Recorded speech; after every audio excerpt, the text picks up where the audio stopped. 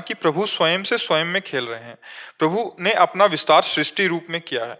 अगर ऐसा है महाराज जी, तो फिर मनुष्य रूप में भी प्रभु ही हैं, और फिर उनको स्वयं का विस्मरण कैसे हो गया महाराज जी? यही माया है, यही माया है। स्वयं की ही तो जानकारी करनी और किसकी जानकारी करनी। आत्मा क्या है? आप ही तो है ना, आप ही आप हैं और आप ही आप हैं।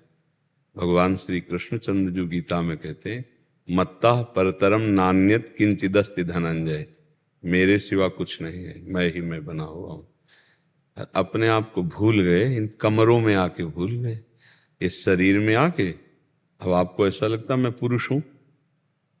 पक्का 100% नहीं लगता मैं पुरुष हूं। फिर अंदर देखो तो मन में इतना तदात्म हो गया कि जो मन माना वही हम माना, जो मन नहीं माना वो मैं नहीं माना, जो मन देखना चाहता है वो मैं देखना चाहता हूँ, जो मन सुनना चाहता हूँ मैं। ये इंद्रियों का विलास है, आपका नहीं है। आप अपने को भूल ही तो गए ना, बस ये बात हो गई। तो आप अपने से अपने आप को भूल गए। तो आपको जगाने के लिए वही आपका आत्मस्वरूप गुरुदेव रूप बैठा, वही आपको जगा दिया। जब जगे तो न गुरु न शिष्य, वही एक परमात्मा है, दूसरा नहीं है। ये खेल चल रहा है। आप जाग जाओ, जब जगोगे वास्तविक दृष्टि में, तब देखोगे परमात्मा की सिवा कोई नहीं है। अब उस जे ही जाने, चौपाई का अर्थ समझना, जे ही जाने जग जाए हेराई, जागे जथा स्वपन भ्रम जाई। जिसके जानने से ये संसार खो जाता है। कैसे? जैसे आप स्वप्न में देख रहे थे बहुत कुछ, जब आपको जगा दिया गया तो कुछ नहीं था, न स्त्री न पुरुष न भोग न विलासता न दुश्मन न मित्र न संसार, कुछ नहीं था। ये कब पता चला? जब जगे। लेकिन स्वप्न में तो सब कुछ था ना। ऐसे ही मोह निशा सब सोवनिहारा, देखें स्वपन अनेक प्रकारा।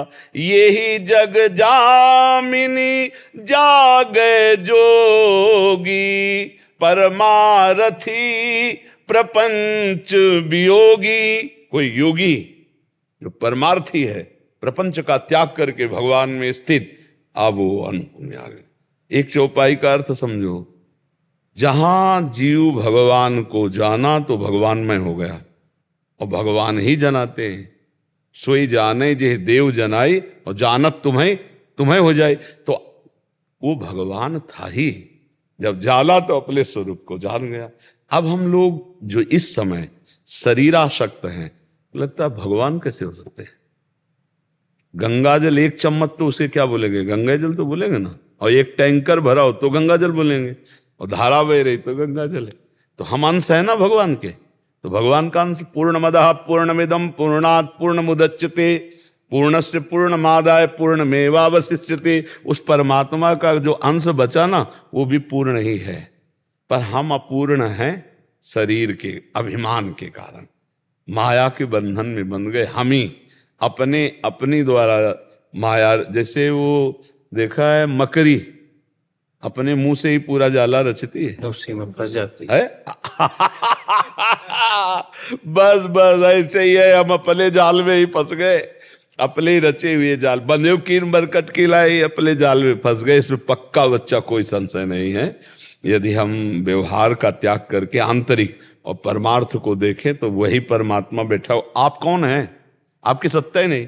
जब आपका परिचय पूछेंगे तो आप शरीर का परिचय बताएंगे, आप अपना परिचय नहीं बता। जो आपका परिचय है वो परमात्मा का परिचय है। जो परमात्मा का परिचय है वो आपका परिचय है। आप जो परिचय दे रहे हो वो प्रकृति का दे रहे हो।